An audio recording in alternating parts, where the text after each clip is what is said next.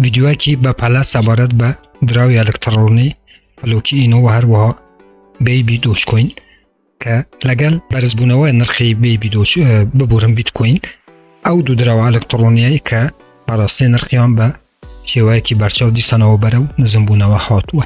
برزانم هر وکو دزانن که لماوی 3-4 روزی رابردو دا که ایلون ماسک یکم دولمندی جیهان و هر وها بخواهن شرکه تسلا که توییتی که لسر دراوی الکترونی فلوکی کرد و اما بو سببی اوی که پاره کی زور لناو بیبی دوش کوین بچتا داره و خلقانه کی زور روله فلوکی اینو بکن. بلام هر وکو دبینن که لگل هلکشان بیت کوین که امرو بیت کوین به شیوهی که برچاو برو هلکشانه کی زور چوه حتی کنزیکه 25,000 دلار.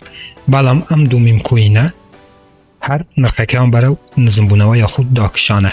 به هیچ شیوه یک برزانم اما ویدیوی کرین یا خود فروشتنی دراوه الکترونیه کان نیه به تایبتی فلوکی و بیبی دوش کوین. بلام بر رأی من او منطقی خومالوانه زیادتر به تایبتی دراوه الکترونی بیبی دوش کوین برو نظم بونوه بید چون که زور کس گوتیان که سیگنالی کرین بایو بدم پیش هموش تگز همو ضرر و قازانجک لاستوی خودتانه.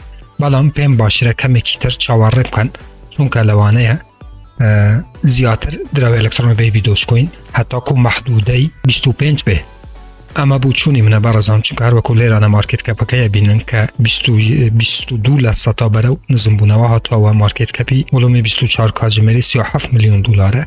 بلام ام 37 میلیون دلاره هی فروشتنه برازانم چون که نموداره که سوره مادم سوره 37 میلیون دلار زیادتر فروش را و بیبی دوش کوین. بله برازانم ام ویدیو زور بپله بود چون که زور کس داوی اوی کربو که آیا لیسادا باشه که بیبی به تایبتی بیبی دوش کوین بکرن. بر رأی من او 3-4 روزش تحمل بکن یان کمی کچیتا سره و یان به شیوه کی زور داده بزه اینجا و دتوانم به نرخی کی زور هرزان و باش زیادترین بیبی دوش کوین بو آینده بکرن.